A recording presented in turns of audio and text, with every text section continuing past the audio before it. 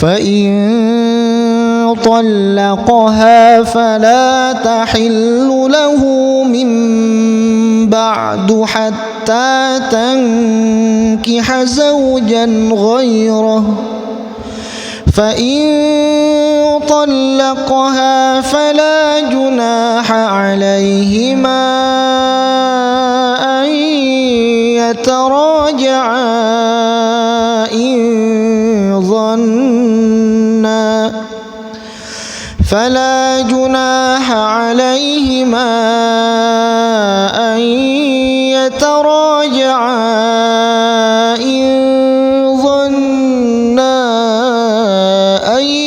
يقيما حدود الله وتلك حدود الله يبينها لقوم يعلمون.